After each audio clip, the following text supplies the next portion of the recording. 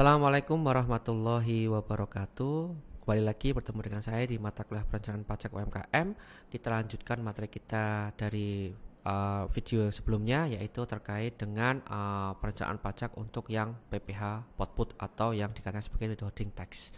Nah, sekarang kita lanjutkan lagi materi kita yang sebelumnya begitu ya, yaitu terkait dengan perencanaan pajak utamanya untuk yang PPh Potput ya, atau potong pungut. Nah, sebenarnya bagaimana perencanaan pajaknya gitu ya. Nah, kita harus mengetahui ya kaitannya dengan PPh Potput, terutama dari sisi pemotong ataupun sisi yang dipotong, kita harus saling menyadari gitu ya. Jadi ini bisa kita siasati atau kita bisa kaitannya dengan diskusikan begitu ya, baik itu dari sisi pemotong maupun yang dipotong begitu ya.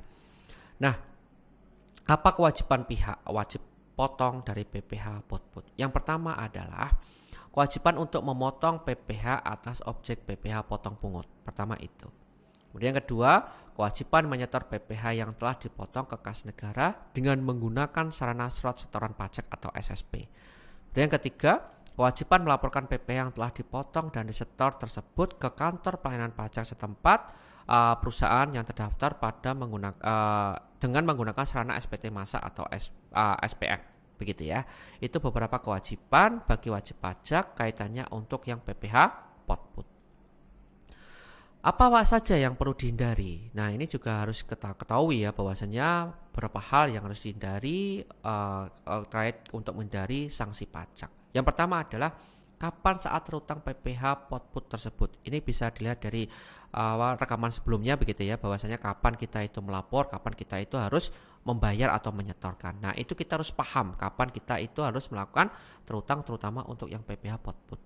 Yang kedua, apa saja yang merupakan objek PPh potong pungut dan berapa tarif pajaknya. Kita harus paham ya, berapa tarif, karena di perpajakan itu tarifnya berbeda-beda gitu ya. Kita harus pahami sana.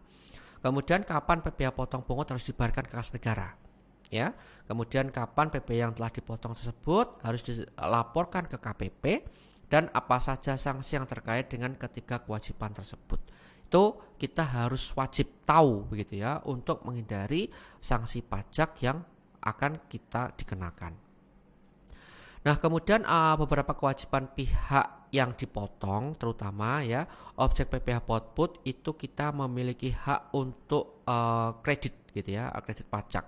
Yang pertama adalah harus didukung oleh bukti potong asli. Itu penting gitu ya, bahwasanya kalau misalkan kita itu pengen dikreditkan, maka kita harus memiliki bukti potong asli.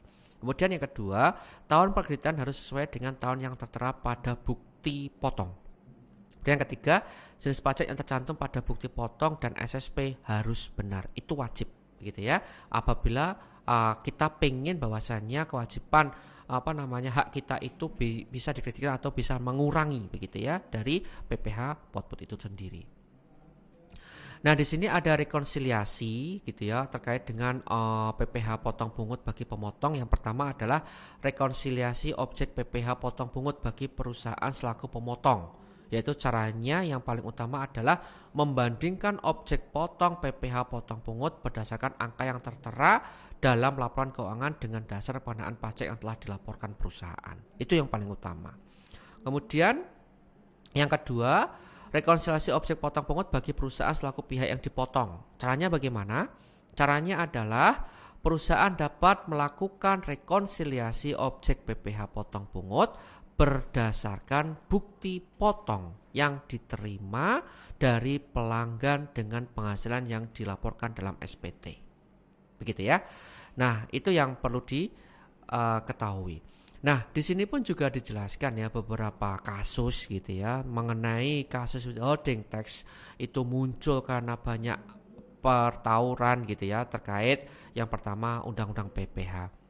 Jadi ini peraturan-peraturan gitu ya terkait dengan withholding tax yang sering kali muncul gitu ya, karena banyaknya peraturan gitu ya, maka kita harus bisa mengidentifikasi ini masuknya apa.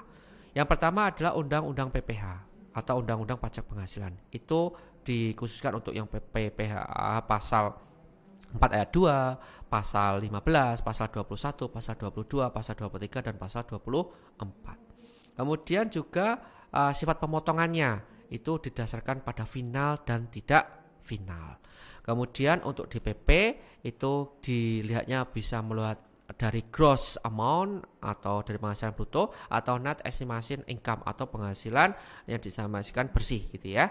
Kemudian ada peraturan perpajakan, peraturan pelaksanaan gitu ya. Yang pertama itu dari PP itu dari peraturan pemerintah yang ditangani oleh presiden biasanya.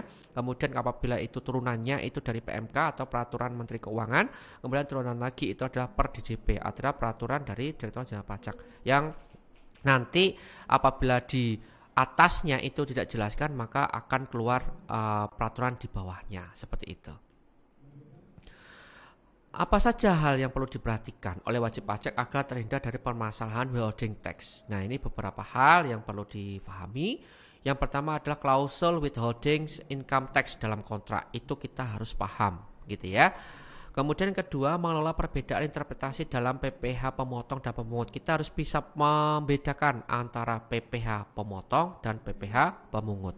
Kemudian yang ketiga, perkuat peran pencatatan akuntansi dalam pemotongan pajak. Itu harus ya.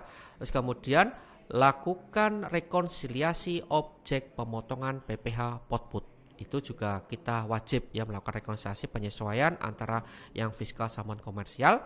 Kemudian perencanaan pajak pada PPh potput itu kita juga penting. Seperti yang sudah saya jelaskan di pertemuan sebelumnya, bahwasannya untuk perencanaan pajak itu memang dibutuhkan begitu ya untuk perencanaan pajak untuk PPh potput.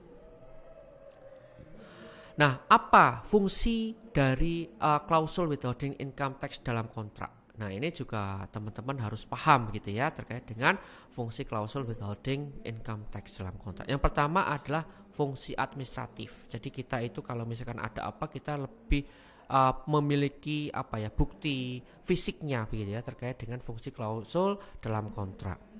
Kemudian yang kedua fungsi teknis.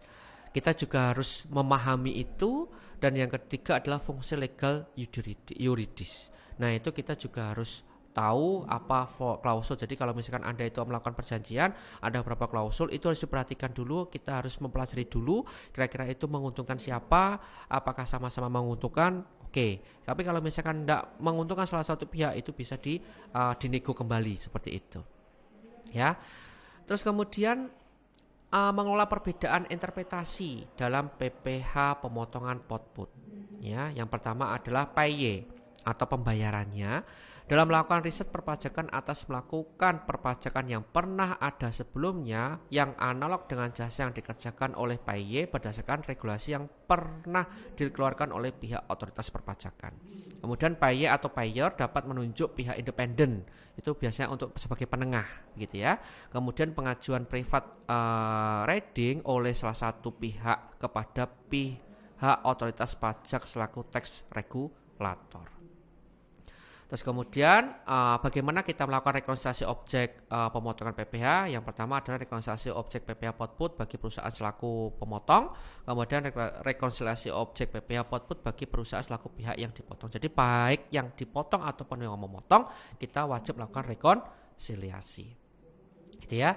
Kemudian ini salah satu perencanaannya kaitannya dengan perencanaan pajak pada PPh potput. Yang pertama adalah perencanaan pajak pada posisi sebagai pemotong. Jadi kita sebagai pemotong kita harus mengetahui ya saatnya kapan kita memotong, melakukan itu pajak terutang dan seterusnya.